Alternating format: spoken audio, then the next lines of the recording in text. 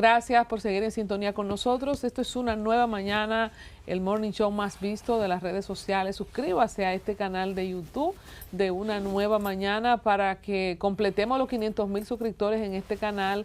Gracias a la gente que nos ve a través de Teleantillas, Canal 10, de Al Tanto TV, Canal 106 de Claro y TV Quisqueya en los Estados Unidos. Está con nosotros el doctor Julio Curi. Buenos días. Creo que es la primera vez que vienes a la casa. Sí, así es. Buenos días a todos. Claro que no. De hecho, te tenemos varias invitaciones, Julio, para otros programas de la plataforma, como por ejemplo Gente de Gobierno, que está haciendo una tendencia en este mes de estreno, por cierto, y por supuesto se nutriría muchísimo con todos tus conocimientos.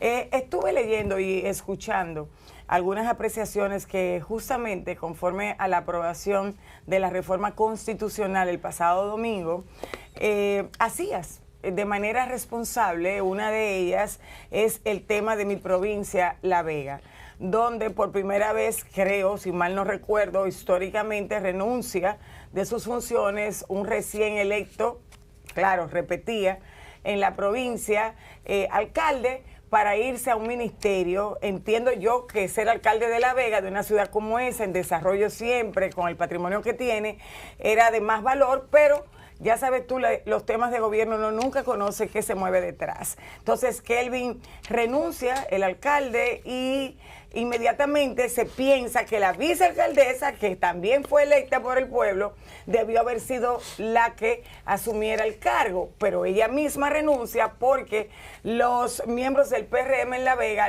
casi la amenazan con muerte. Supuesta y alegadamente. Supuesta y alegadamente le metieron una presión que la señora no podía dormir y se vio precisada a renunciar. En torno a esto, ya tenemos muchas semanas, varias semanas en la discusión si el presidente Luis Abinader puede nombrar o no, porque así lo establece la Constitución Dominicana, en un acápite lo establecía, de que él podía nombrar quien pudiera ser el sustituto. Y escuché tu apreciación muy lógica, que justamente la Constitución del año 2010 y la del 2015, que dejó ese acápite intacto, no lo permite. Cuéntanos la realidad. ¿Puede Luis Abinader al dedillo o el PRM al dedillo decir va fulano, o eso es inconstitucional? Bueno, primero que nada, gracias por la invitación. El tema ha dado lugar a encendidos debates en el curso de semanas recientes. Es evidente que el PRM, el partido de gobierno, no quiere convocar elecciones extraordinarias por alguna razón.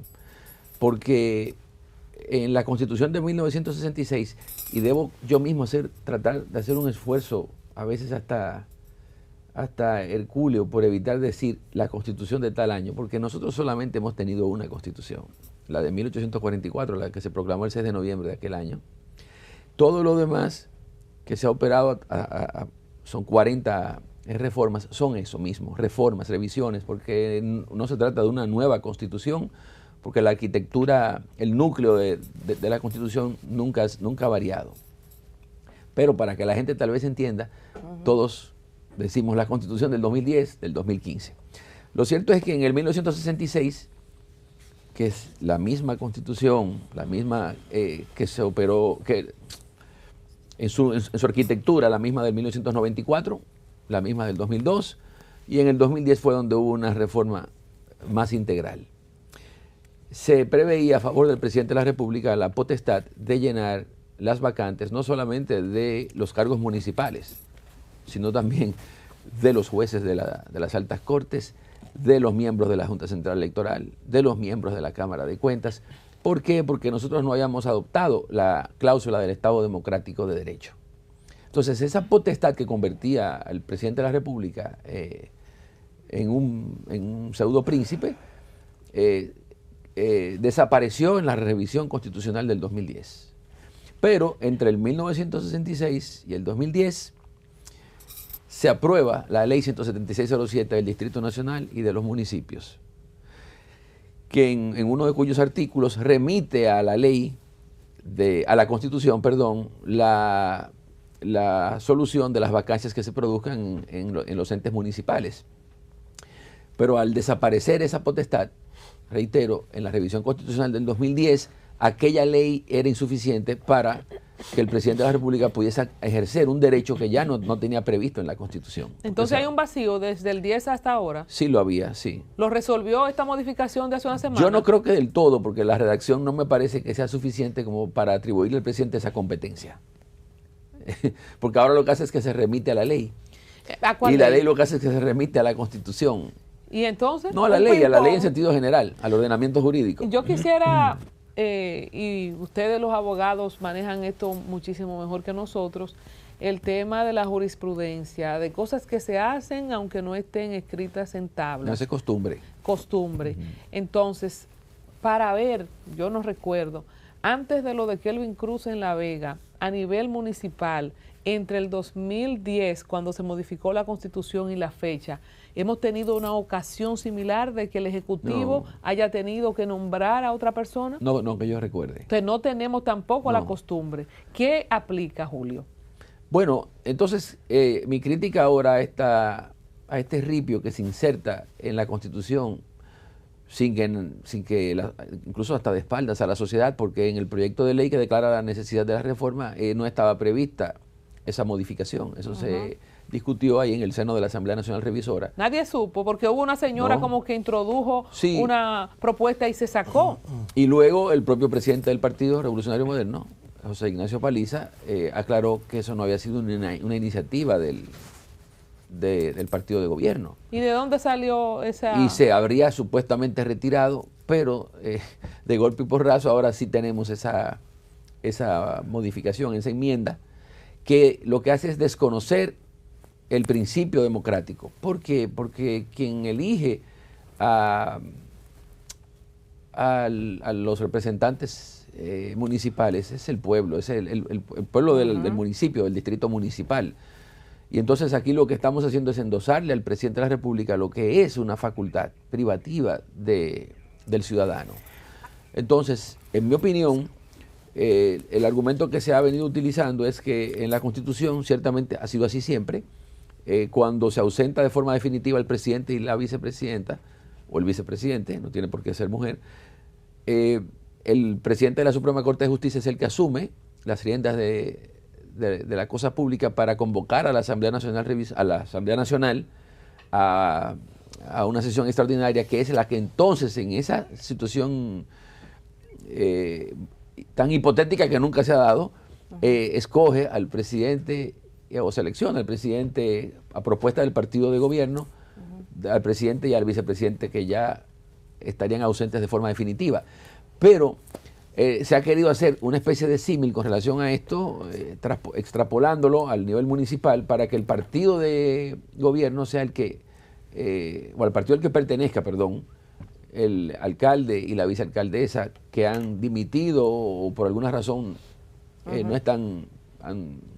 no ocupan, no desempeñan sus funciones, le propongan al presidente la solución para que sea él el que lo designe. Pero para eso sería necesario entonces que la ley 17607 sea modificada y se le proponga al presidente de conformidad con la revisión constitucional actual, se le proponga una terna o un nombre para que ocupe. Eso tiene dos lecturas, y antes de pasar con Nelson, que tienes de seguro una pregunta interesante, eso tiene dos lecturas muy peligrosas, Julio, y tú más adelante nos contestarás después que Nelson haga también su apreciación. Primero, sentando un pésimo precedente, que un alcalde renuncie tan pronto haya sido electo, ¿no? Renuncie y que un presidente se haya hecho, además, no digamos que cómplice porque no es un delito, pero haya apoyado esa amenaza a la democracia, una. Y número dos, lo otro es el dolor de cabeza que tiene nuestro excelentísimo señor presidente Luis Abinader, porque dentro del PRM hay ternas, y hay fragmentaciones y grupos de poder. Y me cuentan que todos los grupos de poder y futuros presidenciables tienen su candidato electo, y Luis Abinader ahora tiene una gran presión a quién escoger en caso de que se modifique todo lo que haya que modificar y él sea el que diga quién es que va. Eso no me gustaría, no hay manera de echarlo para atrás aparentemente, pero qué lamentable apoyando todo lo que tú dices, que tenemos una sola constitución, la del año 1844, y ha sido tan atropellada. Adelante, Nelson. Julio, doctor, yo quiero entender cuál es la dinámica a la hora de que el presidente se le ocurre nombrar un ministro. ¿No se supone que la dinámica debería ser primero, si hay alguna duda jurídica, consultar al asesor del Poder Ejecutivo y en base a la respuesta formal de él, entonces tomar la decisión? Porque de cara a la ciudadanía, lo que vemos es un presidente que ha tomado decisiones como si desconociera el funcionamiento de las leyes. ¿Qué es lo correcto? ¿Qué fue lo que pasó aquí a usted a su gusto? Y luego, ante un limbo jurídico que usted acaba de comentar, ¿qué es lo sugerible? Bueno, si te refieres específicamente al caso de La Vega, yo pienso que el presidente no tenía impedimento al momento de designar al actual ministro de Deportes, porque él había presentado renuncia ante el Consejo Municipal y había asumido la vicealcaldesa. Si ese es el caso, ahí no habría técnicamente un obstáculo para designar, porque un funcionario de elección había resignado a su cargo, a su posición, y se encontraba disponible para ocupar una posición de designación por decreto presidencial. Ahora, claro, tú tienes razón, nadie presta su renuncia a un cargo de elección sin saber qué le deparaba en el futuro. Intuimos eso. No, entonces es más que obvio que a él se le había ofrecido la posición que hoy ocupa, y por eso es que presenta su renuncia ante el Consejo Municipal, y eso no es una buena señal, porque se trataría de una pseudoestafa al pueblo de La Vega, porque si él desde un principio tenía la intención de ocupar una posición dentro del gabinete del presidente de la República, no debía haber postulado. Exacto. Pero dicen que había que ganar la provincia para asegurar los votos del presidente. Como quiera ganaban. Adelante, Vargas Vila. Doctor, gracias. Qué bueno, qué placer tenerlo aquí, ¿verdad? Esta Gracias. entrevista era muy esperada por todos nosotros y por el país y el mundo. A propósito de designaciones, otra designación que tuvo Cocorícamo fue la de la pasada semana, del señor Carlos Pimentel, director de Compras y Contrataciones Públicas, y fue designado en otra posición, en la Dirección General de Alianza Público-Privada. Después se filtró una carta del consultor jurídico del Poder Ejecutivo, el doctor Antoliano Peralta, diciendo que hacía una serie de recomendaciones del por qué no era viable que Carlos Pimentel ocupara ambas posiciones. Y a pesar de eso, se emitió el decreto designándolo. Carlos Pimentel, después del rechazo unánime del país, del rechazo social y también de los propios PRMistas a esa designación de él, en esa segunda posición, él anuncia que renuncia. Pero ¿qué pasa? El decreto no ha sido derogado, que lo designa él como director de Alianza Público-Privada. ¿Qué pasa en ese caso jurídicamente? Hasta que el decreto no es derogado, si él sigue siendo el director de las dos instituciones, a pesar de que haya renunciado, desde el punto de vista jurídico, ¿qué ocurre en ese caso?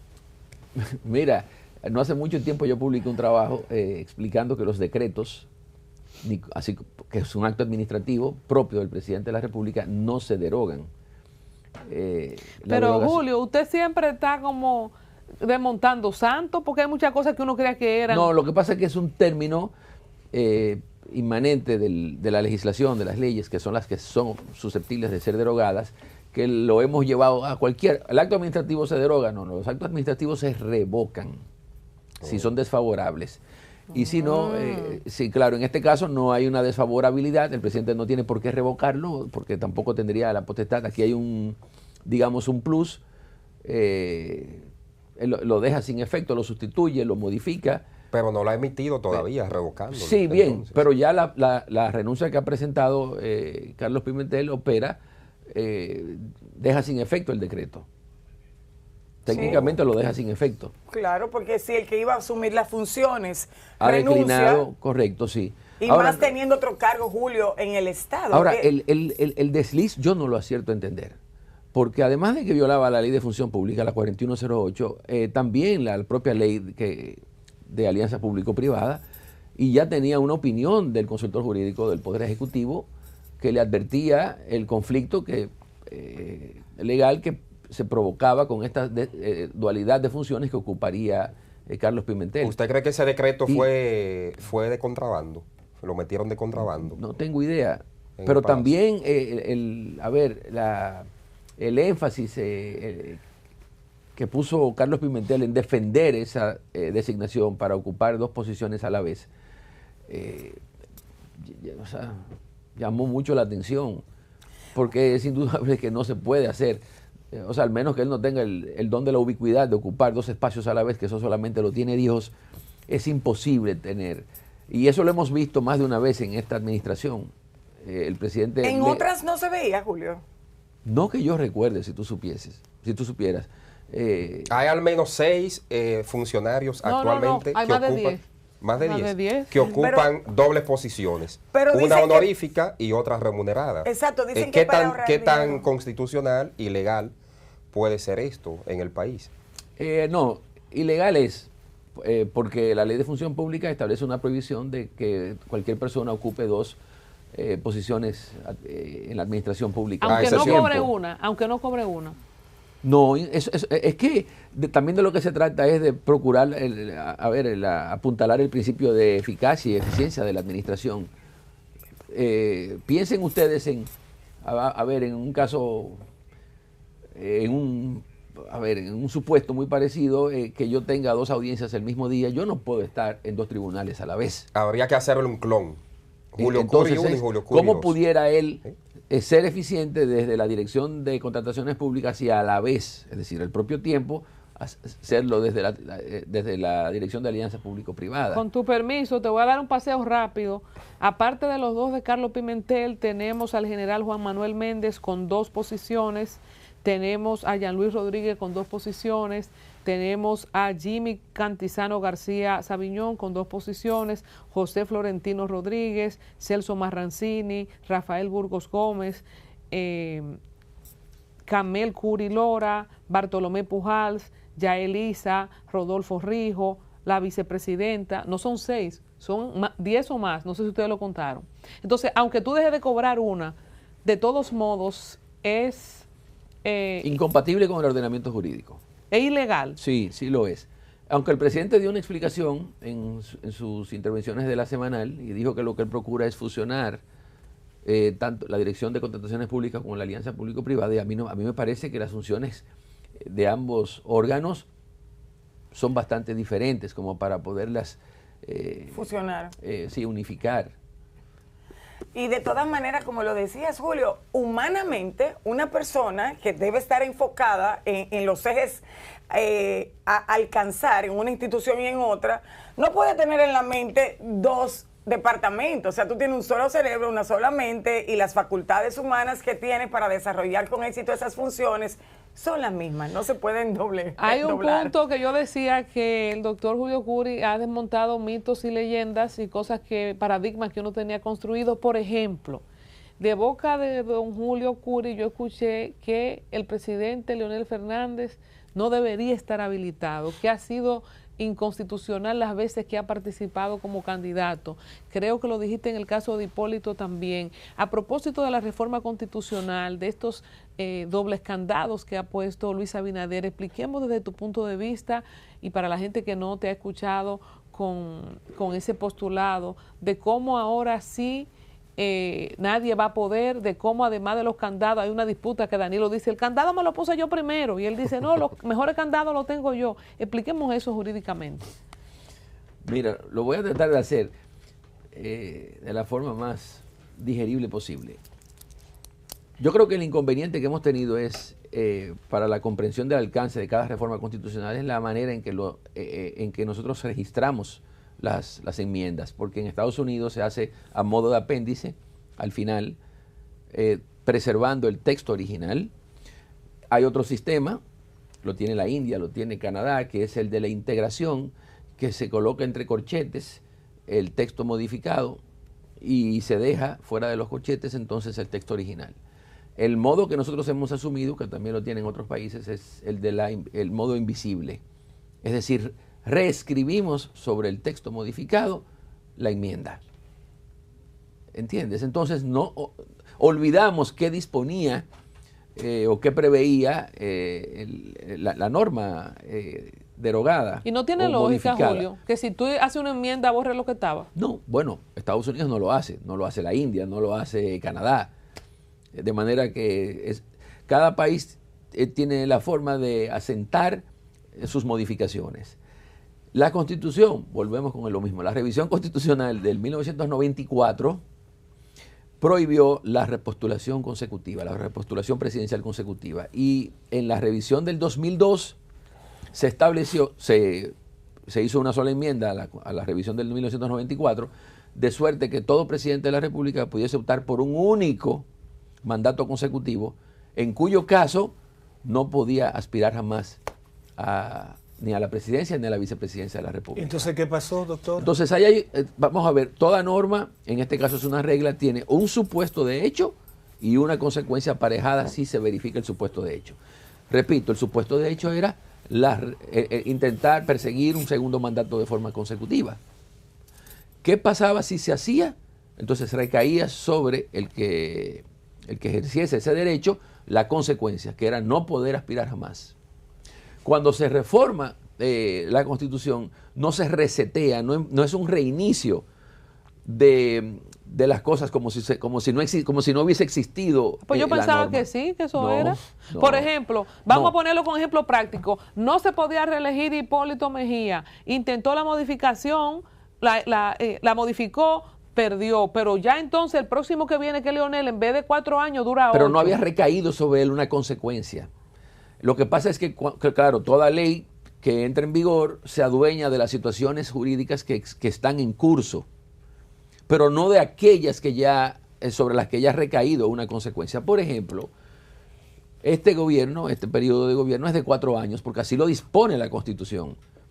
Esa asamblea revisora que se acaba de reunir ahora y proclamar el pasado domingo la Constitución no podía disponer o recortar ese mandato a 3 ni a 2 años, ni extenderlo a 6 ni a 7, porque ya hay un periodo de gobierno definido. De hecho, cuando se modifica en el 2002 la Constitución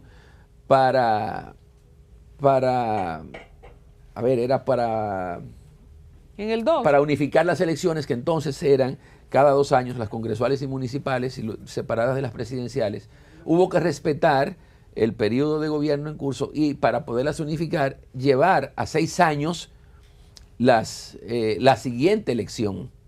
Y solo así se pudieron unificar, porque no se le podía recortar a 2 el mandato de los legisladores del 2002 para que se unificaran en el 2004. Eso yo lo entiendo, pero ¿cuál es la lógica de que Leonel Fernández, por ejemplo, ya no debería presentarse más? Hipólito se repostula en el 2004 y pierde. Es decir, se verifica el supuesto de hecho, que fue perseguir un periodo constitucional consecutivo, y sobre él recae la consecuencia que establecía la Constitución del 2002.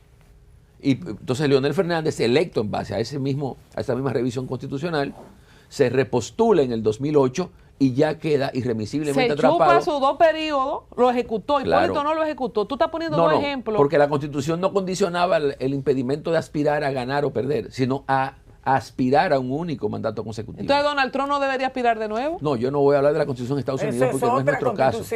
No. Pero es el mismo modelo de 2 años, de 2 periodos consecutivos, Julio. Bueno, la nuestra decía taxativamente, como yo te he explicado, todo presidente en ejercicio podrá optar por un segundo mandato consecutivo, en cuyo caso no podrá aspirar jamás a la presidencia ni vicepresidencia de la República. No dice todo presidente tiene derecho a dos mandatos, si gana, que es lo que establece la de Estados Unidos.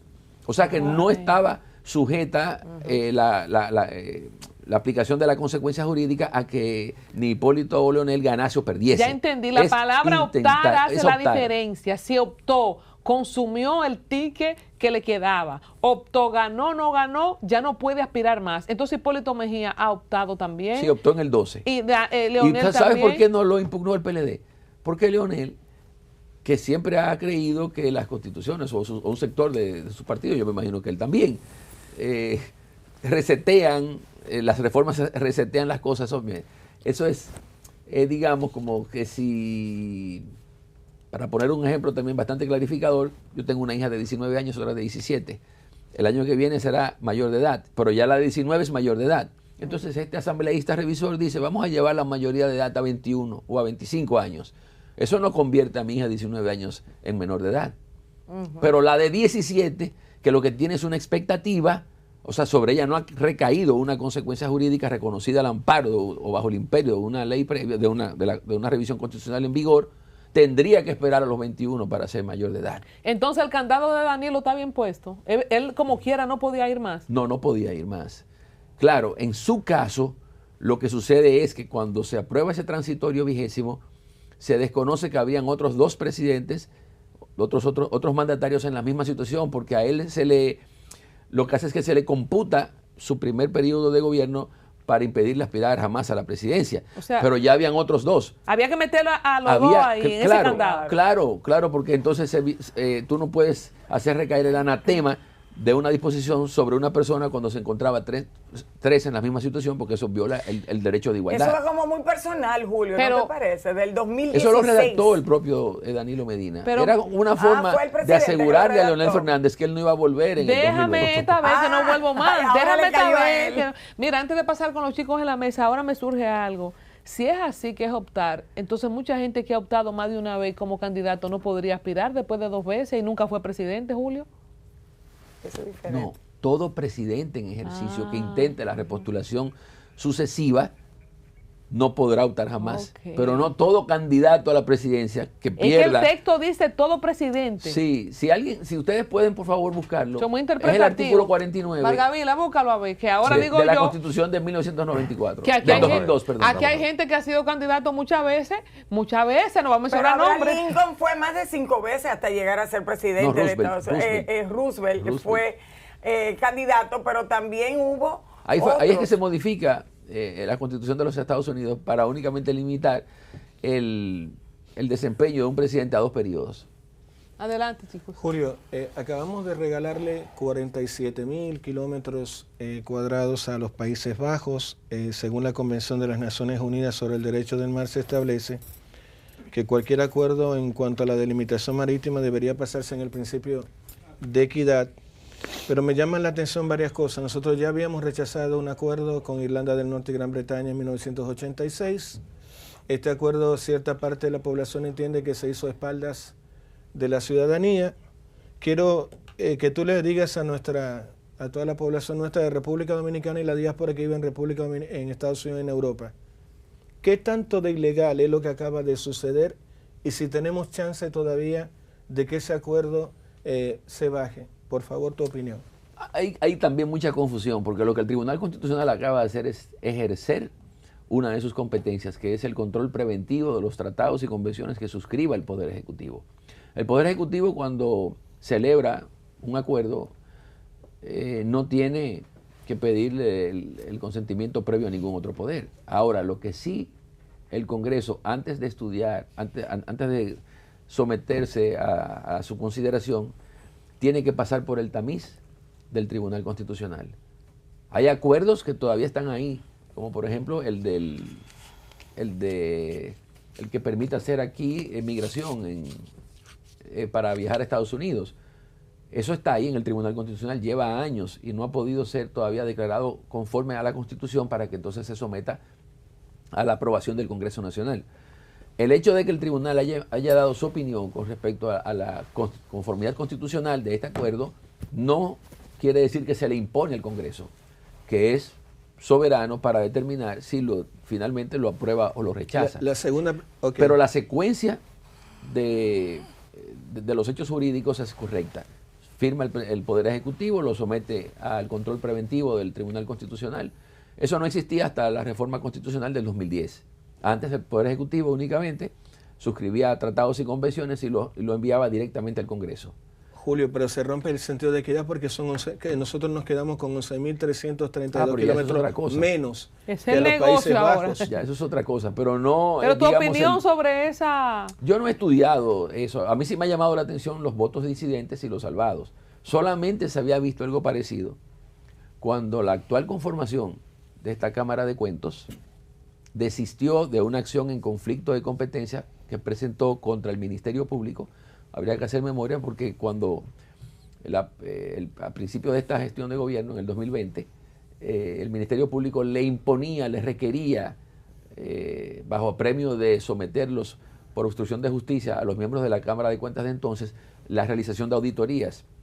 La Cámara de Cuentas es un órgano extrapoder que decide a quién auditar, a quién hacerle investigaciones especiales, no por imposición del Ministerio Público. Y ese conflicto dio lugar a una acción en conflicto de competencia, de la que estaba apoderado el Tribunal Constitucional. Doctor, lo otro que se vio muy expreso... Perdón, para terminar. Sí, por favor. Eso dio lugar a que entonces cuando esta conformación asume sus posiciones, desista de la acción. Y los votos disidentes y salvados ahí es casi total. Eso solamente se ha visto en estos dos casos. Doctor, una cosa que tengo que preguntarle de forma obligatoria. En República Dominicana se acaba ya de aprobar una constitución bastante express, distinta a lo que ocurre en otros países del mundo. Todo lo que ocurrió, esa aprobación del Congreso, no se hizo referéndum, plebiscito, nada absolutamente que tú dirías, bueno, se le consultó algo al pueblo. ¿Fue legal todo lo que ocurrió ahí? Sí, claro que sí. No hay necesidad de preguntarle al pueblo nada. El referendo no es consultivo, es aprobatorio. Es decir, los que han sostenido que se debe someter a la aprobación de la población por medio por vía de esta herramienta que es el referendo, es con posterioridad a lo que se apruebe en la Asamblea. Sí, claro, se somete a la aprobación de la población y claro, es aprobatorio. Referendo aprobatorio, y las materias conforme a las cuales procede el referendo están muy tasadas. Aquí la discusión era si el hecho de petrificar la regla de elección presidencial variaba el procedimiento de reforma. En eso se centró la discusión porque una de las materias es precisamente cuando se trata de derechos o garantías fundamentales, del territorio o de cuando se varía. La Constitución establece los procedimientos, que es también un error, porque nosotros no tenemos 2 ni 3, como en algunos otros países, procedimientos de reforma, sino un solo. O sea que el plural ahí está mal empleado. Pero sí, se hizo lo correcto.